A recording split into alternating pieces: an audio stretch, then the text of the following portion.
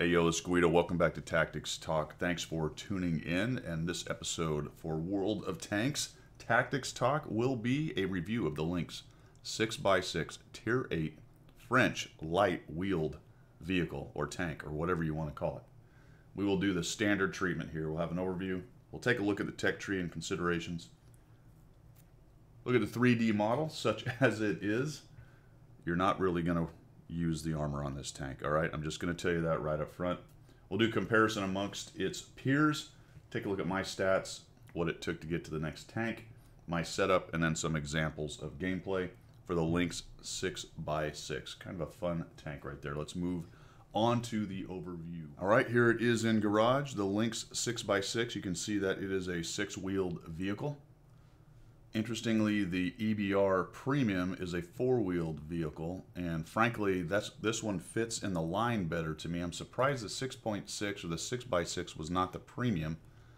Was kind of interesting to me, although this is a more exotic tank, and from a standpoint of selling the tank, it makes more sense. But the other tanks in the series, the next two, are basically this line of tank, and this is a one-off 6x6. But anyway, Panhard AML Lynx, you can see it's fairly big billboard sided kind of tank, 3 wheels right there. If you look at the other ones, the LT432 is massive. I mean, in general, it's a bigger vehicle, but you can see that's much lower slung.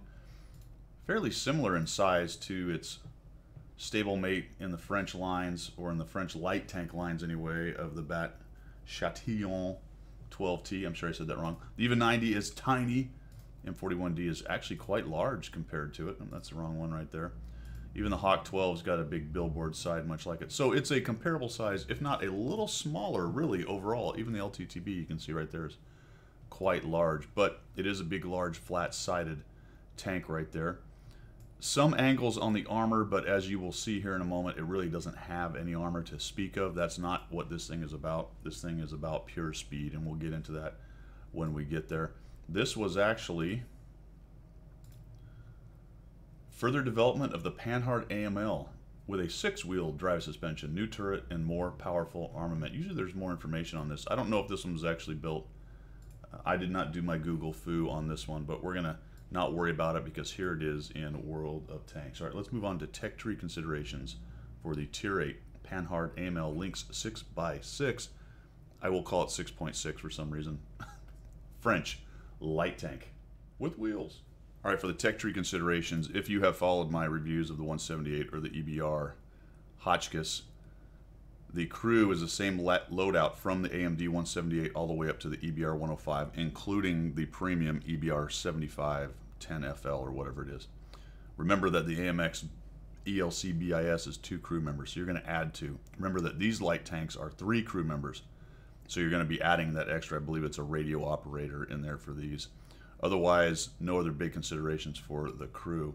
We click on here and take a look at it. Much like the rest of these tanks, it does not appear that you are going to need the wheels or the tracks, but in this case the suspension, let's call it that, wheels and suspension, to put anything else on this tank. So in fact, if you wanted to go straight to the EBR 90, you'd go right through 2 engines and onto the EBR 90. I wouldn't recommend that. The 75 is kind of anemic. The 90 is where it's at with this tank. Just a straight upgrade over the 90D 921 F1, so 182 pin, 223, and then here 175, 207. So you really want to get that gun. That's where this thing really does shine there. And I recommend the suspension just to make it more maneuverable. But that's to taste and up to you. Not much else to describe on that anyway. And that are the tech tree considerations. Let's take a look at the we'll look at the 3D model, but there's not a whole bunch of point to it. All right, like I said, here it is, the 3D model. So let me show you the perfect angle to bounce everything in this tank. Just have them hit the gun. It's going to break the gun, but at least it won't damage it. This has no armor. More than any of the other armored cars in this line, this one actually, in fact, has virtually no armor. It's 13 or so all around. These are just giving you better numbers because of the angling. It might be, is it even less here? No, is it 16 down here? Oh, look at this, the bottom plate's 16. I guess that's so rocks don't go straight through it and kill the crew when they run over them or something. But it's got virtually no armor. So it is an HE magnet. You will get hammered by HE in this thing, even worse than the other wheeled vehicles. And that is really all there is to say about that. Sometimes they even say, well, you might get some crazy angles, bounces, or such. A 75 millimeter is going to overpin, right? Is going to triple overpin this thing. I guess a 57 is close to it, but not quite. Okay, let's move on next. Here's the comparison. You can see that I've got the premium EBR 75 next to it just for comparison's sake. I've got another premium, the M41 Delta, over here. Like I noted, it's odd to me that the 6x6 was not the premium. Would have made more sense in the line for the EBR 7590 than a 105. They're all basically the same chassis with a different gun and some upgrades. But that's not how they did it. Anyway, here it is. I'm going to sum this up at the beginning. I usually do it at the end, but it's a little bit irritating. The 6x6 is just worse than the EBR 75 on nearly every level. And that's really unfortunate. For a tech tree tank, it's not very good, to be quite honest, in comparison to the premium. In comparison to the rest, it's actually a pretty fun tank. Let's take a look at that. Firepower is decent for the wheeled vehicles, nowhere near the M41 Delta. Remember that these are 100% cruise, no equipment, no perks, no paint, nothing else added onto it. So just the tank at top configuration with 100% crew, just to get a standard baseline across it. The average damage on it is pretty good at 240. It actually hits pretty hard, the Lynx does. A bit better than the EBR 75 at 175. Remember, the EBR 75 has a little auto loader with 2 shots on it. Average pen is okay, not at the top, but not nearly down at the bottom. Rate of fire is decent, not great. The reload time's pretty high, but you're running around with that 240 alpha shot right there at 8.23. But even the Hawk's at 7.54 for a 240 alpha. The gun depression is pretty decent at -8. That's where it starts to get comfortable. With an okay elevation of 15, which is a ton better than 12, the French tanks struggle with elevation. It can be annoying when you're on a slope trying to look up, on a back slope looking up. The traverse is really fast, faster than all the other scouts. And the reason for that is when you're raging around in these things, if the turrets were any slower, it would be even more painful to get your gun online. So the turrets do keep up okay with the maneuvering. But you will find yourself waiting for your turret to catch up sometimes, depending on how you maneuver in the wheeled tanks. Load time, or aiming time, is 1.53, which is much worse than the EBR 75's very accurate little gun right there. Although 1.53 is better than everyone else other than the M41 Delta.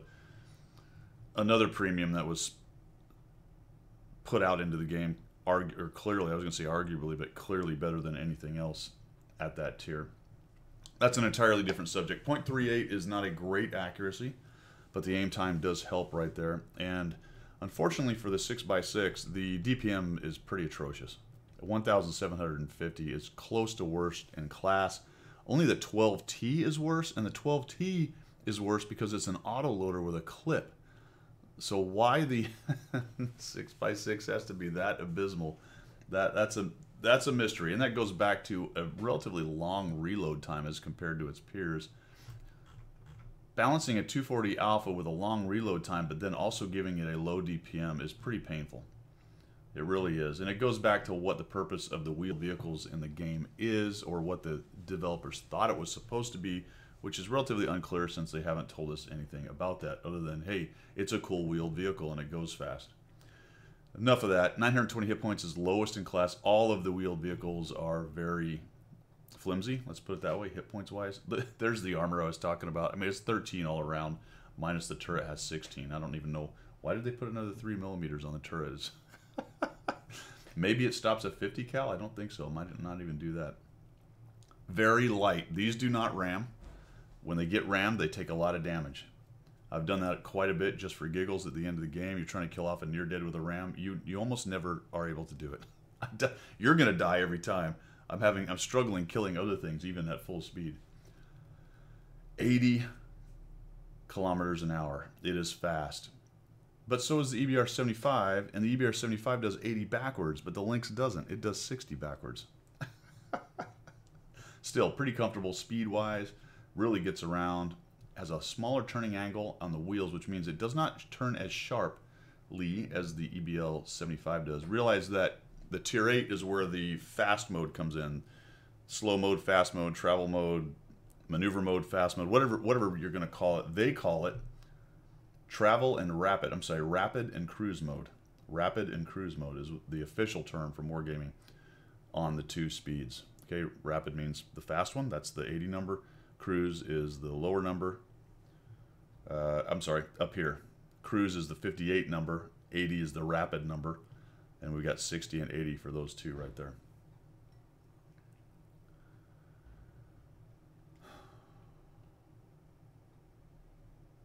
Oh, reverse speeds. That stumped me for just a minute. See, there's a lot of numbers going on here, isn't there? That was a big pregnant pause. I should edit that out, but I'm not going to. That's the backwards number on the other side, which can be confusing. Clearly, since it just confused Guido. Guido is now talking in the third person. All right. Concealment is good, but not as good as the EBR 75 penalty. Things that make you say, But 18 is up there. It really is. And when you put on either the Lynx or the EBR, but since we're reviewing the Lynx, we'll just talk about that. You put a camo crew on it, you put vents, you put food. What else helps? Brothers in Arms. That's going to get up into like the 30s and 40s. And it is a very stealthy tank. And since light tanks keep their camo while they move, it does provide you some capability to move around on the battlefield. You're going to need it. Why? Because look at the view range. It's absolutely atrocious.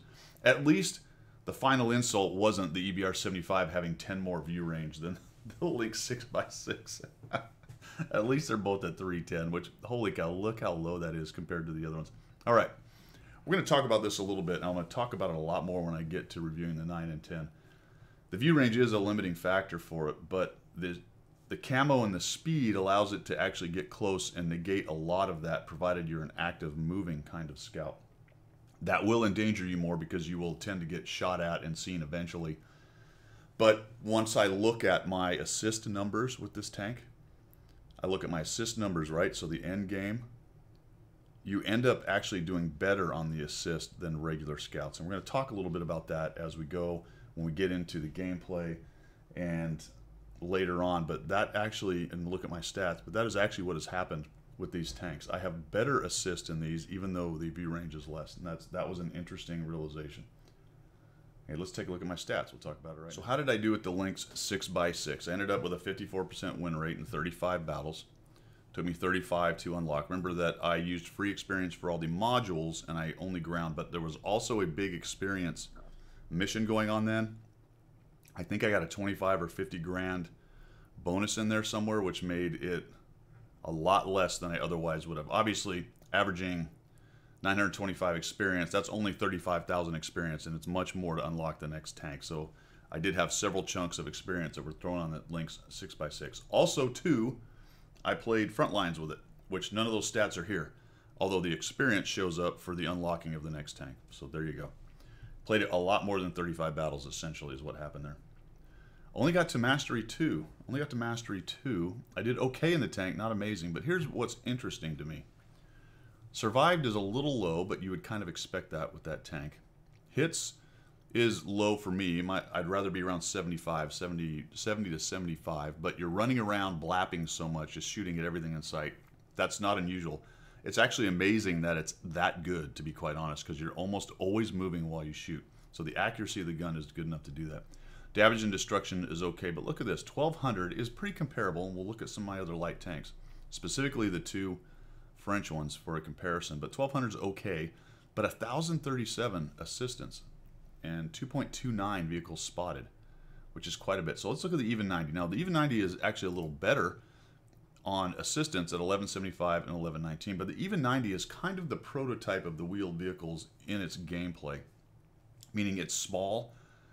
It's small. Let's say it's smaller than the wheeled vehicles, but it's fast and maneuverable, so its size makes it hard to hit. So it is actually able to be more of an active scout than the other ones. So for me, it's a very similar gameplay. Even 90s run all over the place, right? They run all over the place. They shoot all over the place. And the reason is that this is higher.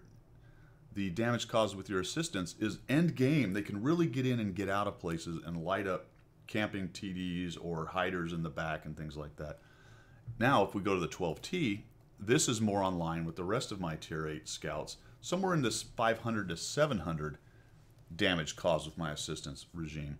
So the wheeled vehicles do a lot better, even with lower view range, because of their active capability, and if you live towards the end of the battle, the ability to get in and light up campers and get in and get out and not be killed. Whereas another slightly slower scout would get in near them and probably get hit and killed. At least a lot more than the faster scouts would be. So I thought that was an interesting comparison right there. And this actually plays out for all of my wheeled vehicles. I just have a lot better assistance for those reasons. So that is how I did. Let's take a look at my setup. All right, for my setup, this is where it departs a little bit from my regular scout setup. If you've ever seen any of my reviews of scouts, I tend to use binocs and a camo net. This one I went pure active scouting with a little bit of combat. A rammer is always in play as far as I'm concerned. Vents and optics, just to help a little bit with the anemic view range. Other possibilities, if you want to not deal with the optics and just say, yeah, I'm terrible at seeing things, a vertical stabilizer will make the gun even more accurate. It might help this one actually a bit more than it would help the EBR 75 FL because it's got a little bit worse gun handling. So that is certainly an option if you don't want to do the optics thing. I just chose to do it this way. I was carrying 18 APCR. Both of the rounds, the premium and the regular, are APCR. And I had 14 HE rounds. And the HE really shines on this tank. 320 average damage, especially against light-skinned other scouts, which you're going to do a lot of counter scouting with this thing, and late game getting into the sides of TDs or obviously artillery. Getting into those things. That was my setup there. I carried a large kit and large fire extinguisher. I did start with food. In fact, some of my replays may have food showing on there. But I kept getting lit on fire. This thing's armor is so bad, and HE is such a danger to it. I kept burning to the ground, and I didn't want to deal with it anymore, so I got rid of the food. The food would clearly help a little more with the vision. It would help a little more with the gun handling, all those things that the crew does. So food is certainly in play if you don't mind being lit on fire. If you have a firefighting crew, maybe you're okay with that, and they do that. But I had a very good crew who had no firefighting, 5 skills or so. I recommend a good crew for these things as well. It'll help quite a bit. But that was basically my setup right there, and then all the top modules. I did not run any directives. Did not run any directives on that tank. All right, let's take a look at some examples. But before we get to examples, I wanted to go back to the stats because I wanted to show you something that I think is really interesting on these tanks. And when we get to the tier 9 and 10, especially the tier 9, I am racking up the Pascucci's medals on these tanks. Now, you might not think that's many. Oh, it's only 2, but it's only in 35 battles. In the EBR 90, the next one, the tier 9, I have 14 in about 120 battles. Or 130 battles. That's about 1 every 10 battles, which is quite a bit. Never mind the amount of battles where I've killed one, or the amount of battles where I've lit them, and artillery and other people have killed them. It is an absolute arty massacre with these things if you're playing them right. An absolute arty massacre. So if that's your thing, I cannot recommend any higher vehicle. Any higher? Anyway, more highly, use the wheeled vehicles. Let's just put it that way. All right, let's take a look at the examples. All right, for the first example here, you can see that we have loaded into Fisherman's Bay, and it is a pure tier 8 battle. And you're going to see kind of some swarming dynamics with this tank. Initially, I'm going to come up here and take this sort of calm position. There are a lot of light tanks running around. You can see the other Lynx is raging around in the middle. And he's kind of showing you one of the things you can do with this, and I'll have an example of this a little while later, is just kind of rage around, much like he's doing right there. You've got to lead the 6x6s and the wheeled vehicles a lot more than the regular tanks. Also, notice his view range is pretty bad, and I was able to shoot there. I might have been double bush, and then I noticed there's actually a scout that has snuck behind me right there. I'm hoping that guy goes away before I have to go deal with him. Because if he pops up and over that edge, and he gets nuked, so down he goes. And the other Lynx is still raging around. See the Lynx in the even 90? I mentioned the even 90 is a similar play style, so he's doing the same thing. Just looking to keep moving, make it hard to hit him, get some lights, and that Lynx drones on in there looking for lights on the guys. To some extent, you're kind of baiting him to shoot you. He doesn't get shot at, so that makes me feel like there maybe isn't that much up here, so I'm going to get going. Notice I've hit X. I'm in fast mode, rapid, and the speedometer is glowing. So when the speedometer is glowing, that means you're in rapid, because I drive right into the shot of a T-92 who was sitting there the whole time.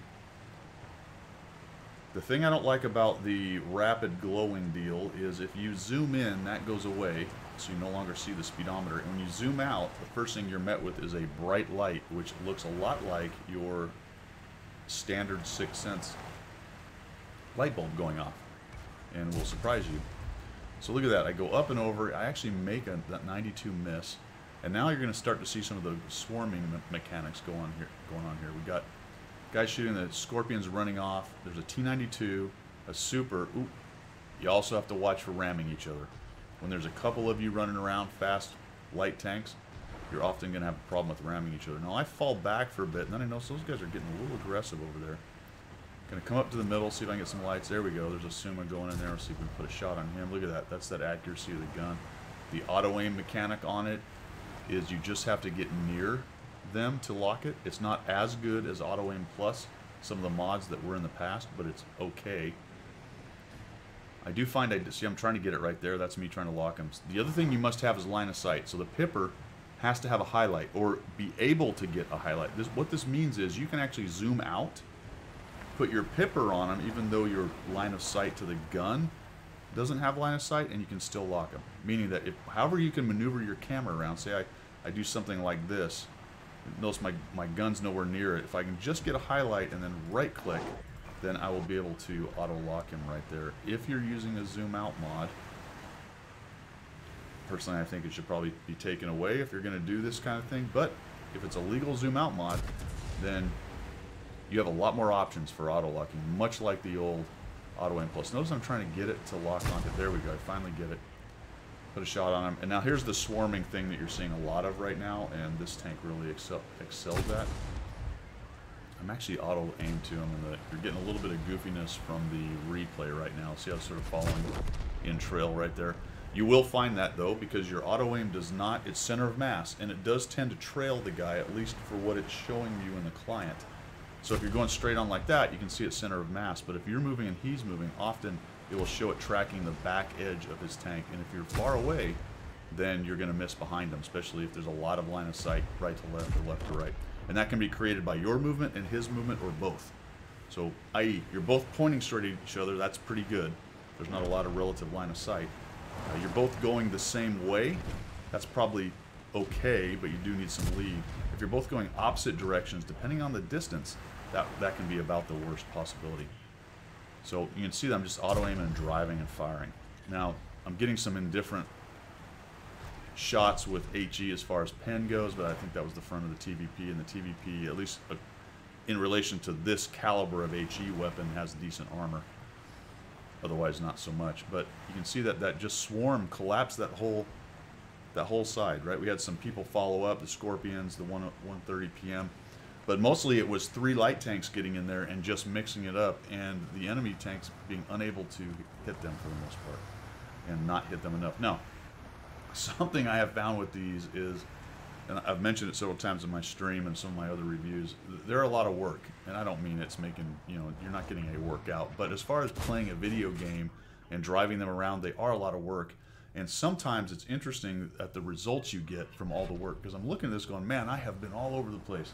Surely I'm having a monster epic game. Well, not really. I'm at 1635 and 1491 with assist, which is a good game, but it's not fantastic. And I've been all over the map. Now I'm just kind of bushed up. No sense in me driving in on those 4 tanks, which I'm assuming are coming back in towards cap. Then I notice one gets on cap. All right, that's one down. Oh, there's the ISM, so he's over here. We'll just drive out. It's too bad that I started moving right when he showed up, because I could have hung tight a little bit. But look at the speed. He takes his shot, I get one on him, and I'm gone. Now the Artie gets a piece of me, which is amazing that he's shooting the light tank. But what you will find, and it's happening more and more, is artillery players will try to get rid of the wheeled tanks if they can, because they know that the wheeled tank is going to be all over them if they survive through any amount of the game where there's enough guns taken out that you can find a seam and get to them. So we're going to speed this up because I do not get a piece of those guys. They both die. I want to show something here. One thing you do have to watch for when you're driving in cities is that kind of thing. It's so hard to get off of walls. I'm just trying to turn, whereas with a regular tank, a track tank, you would have spun sideways left or right and got your front end. You have to do the 3-point turn thing with a wheeled vehicle, and it can be difficult. Now, the other thing I want to show you here is I'm not going to get the damage. Look how far away. I'm over here thinking the IS-3 is in this corner, but look where he is. He's all the way over there. So I'm going to go ahead and head that way. Look how many tanks are ahead of me. You might think, well, there's no way you're going to get any of this damage right here. I don't, but let's see how close I do. Even though I'm completely on the other side of the map, I use my boost. I come flying in here. I shot, and I think I missed. I didn't quite get it, but I got there and got a shot. And that's another thing that this tank will do for you, is get you back into the fight, get back to the cleanup, hit points, all that kind of good stuff. All right, let's move on to the next example. All right, here I am bottom tier, and we are on D-Day or Overlord or whatever it's called. D-Day in the files, Overlord actually, and I'm gonna just drive up this hill like a Muppet. Initially, I'm gonna play this. I'm in the north spawn. I'm gonna play this pretty standard. I'm gonna go to the middle. I'm gonna drive around and try to light guys. I'm gonna look to work this bull, use my mobility, try to get in, get out, get shots, all the things you would do with the wheeled vehicle. But remember when I talked about on the last replay there that late game when guns are removed and you're still alive, you've got options. So be careful about YOLOing in and getting into a big scout scrum and getting killed. Obviously take your advantage when you can, and if you see an opportunity, jump on them. But if you can remain till later in the game, you can really make a difference in what's going on. So let's see how this game develops here. I don't have a lot of help over here. I got a 430 in me and a lot of guys in the back. A lot of guys in the back. I mean, including an Emil, a KV4 is, I don't know what he's doing on the beach. So I'm just going to hang out in this bush, and I got 4 dudes over here, and they're eating up my 430 already. So that's not a good thing. I'm looking at this, though, and I know I've got a fast tank, so I can get out of here if I need to. It's looking like I'm going to need to here pretty soon. T-44 comes over. Finally, the Sturb is moving across to give some backup, and the Emil one is moving up. So while we're not in great shape over here, we're finally getting some tanks. Nobody went down on the beach. That's interesting. I do note that. I'm noting that right now. I'm like, well, okay, I don't know if they have anyone down there, but nothing fast has showed up. And from counting noses, it looks like most of their stuff is up here. So we're just going to watch as this goes. I'm looking around, looking around. Not a whole lot of action right now, but there's no reason to press. There's probably somebody in a bush across from me. There's one right there. So he comes in, and I'll pop him for 368. There's that nice HE round. Just takes a big chunk out of that guy, and he goes down as the 430 kills him. Looks like he went up and across the edge just enough that the 430 got a piece of him. So that is a danger with these tanks. You do have to be very careful. Looks like the AMX-30 sees me, or he's shooting at the 430, so I decide, you know what, it's time to get out of here. See how slow the maneuver is when I've got the rapid mode on, so I get rid of it so I can do a little bit of maneuvering here. It's a little more comfortable turning and whatnot. And I see this guy coming up. Oh, that's too bad. I would have loved to have taken him out of the game. And I get spotted. I do have to be careful sitting around. Like I said, artillery will target you, and if you're not moving, you're an easy target. I am back slope right here, and the fight is fairly mature. And I put a shot into this CDC, and he gets hammered by the HMC. So I think I got some of that damage right there. And we managed to hold on over here. You can see that the Lurva has gone around the bottom, so they did send somebody down there, but he's getting pummeled by 1, 2, 3, 4, 5, 6 of our tanks that never really got out of the cap. So I will flex over towards the back here and see what we can do with their push who's coming in on the east side of the map.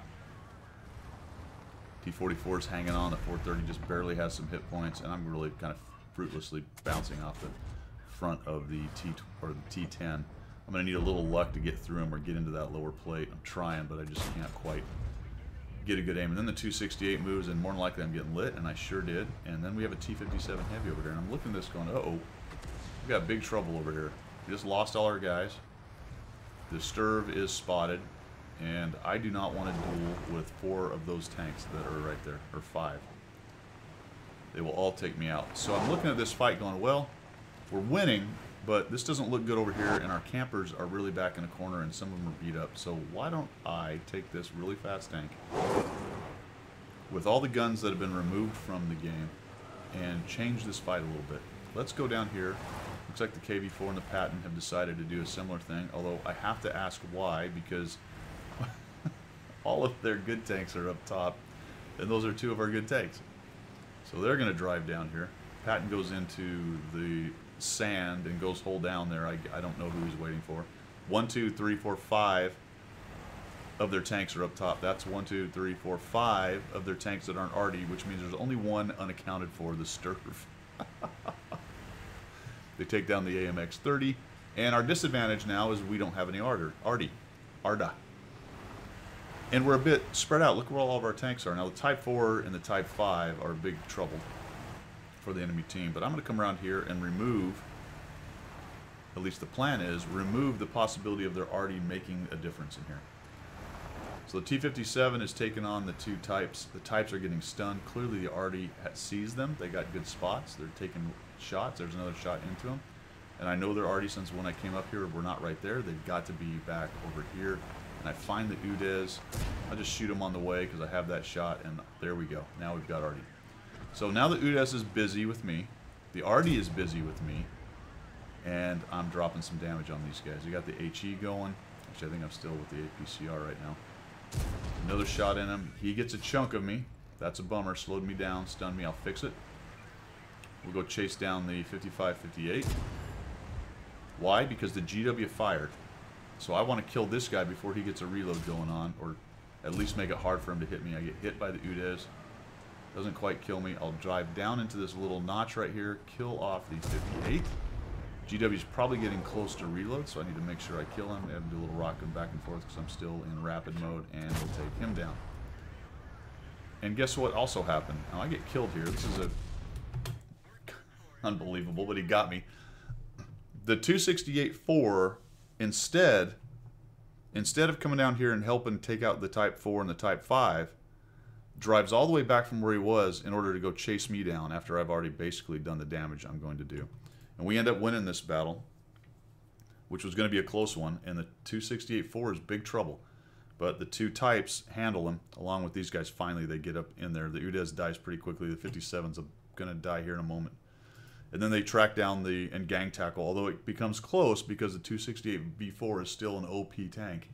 The guy does come close to beating him, but a critical mistake on his part, not dealing with a couple of those big fatties and running all the way back across the map just to deal with me. Why? Because I changed the fight. And that's what the speed of this thing can do. Is it reflected in my numbers? No, we get the W. That's where it's reflected. I only did 1,604 damage and 193 assists. But at the critical phase, I went to a completely different spot and changed the fight.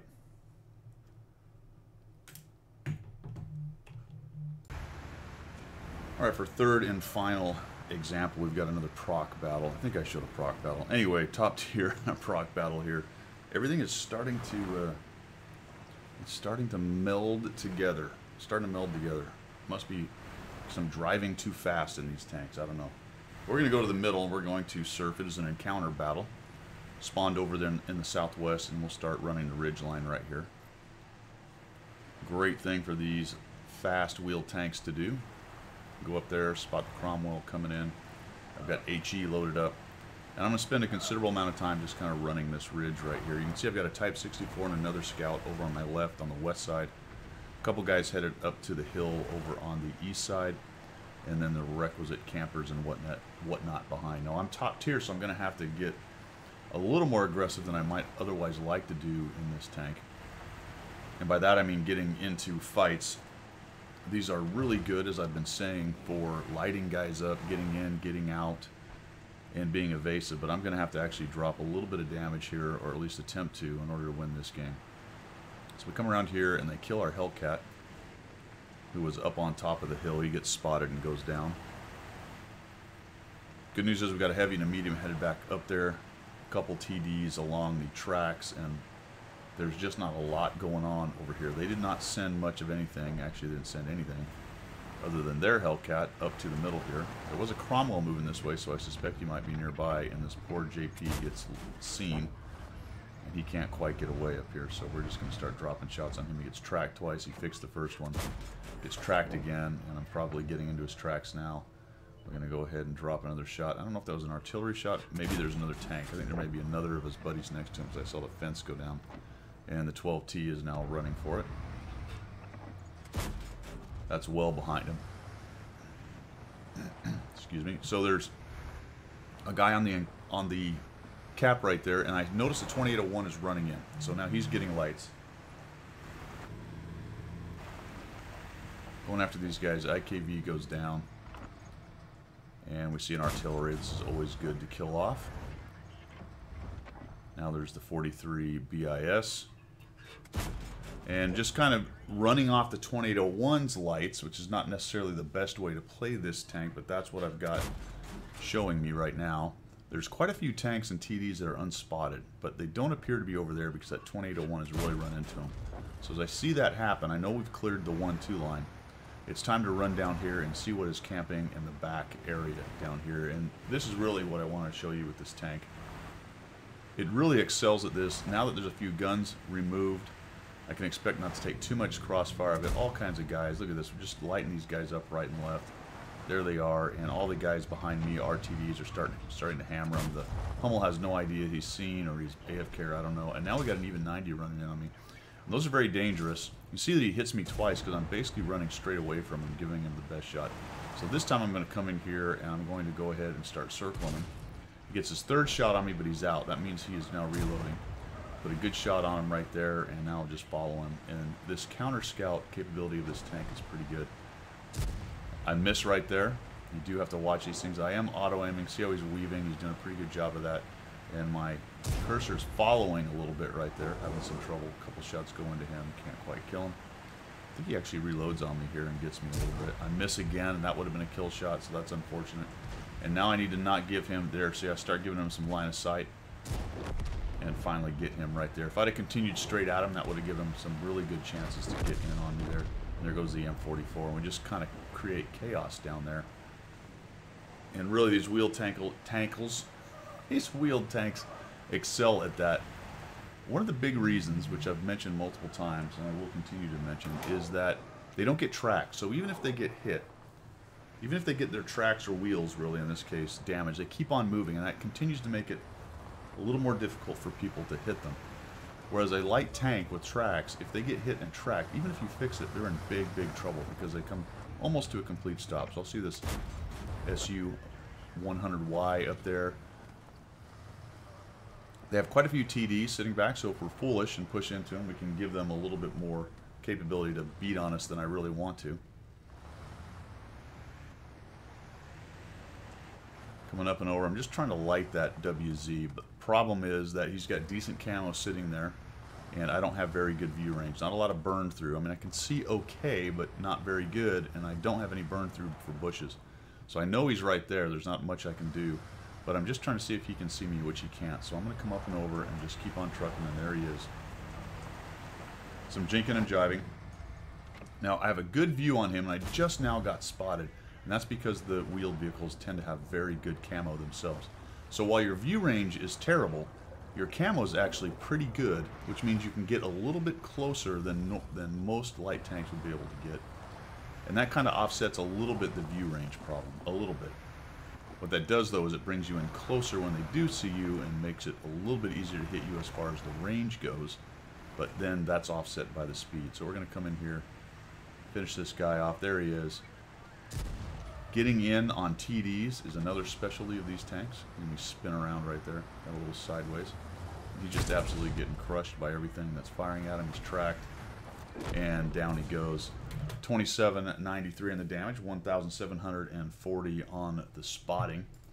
Just showing you more of the active capability of this tank. All right, let's wrap it up. All right, well, that is a wrap for my review of the Panhard AML Lynx 6x6, not the 6.6. Overall, pretty capable wheeled tank. Lots of fun, fast, maneuverable. Frankly, not as good as the Panhard EBR 75 FL10 premium tank, and that's unfortunate. I really think the Panhard EBR should have been in the tech tree, and the AMX Lynx 6x6 should have been the premium tank, but it's not, so there you have it. Some examples of gameplay and an analysis of the tank. It is definitely worth playing, though, and going through. It's not a bad tank at all. It's very capable. Can be a lot of fun. So start working on that tank on the way to the 9 and 10, and look for my review of the Tier 9. Thanks for tuning in, guys, and we will see you.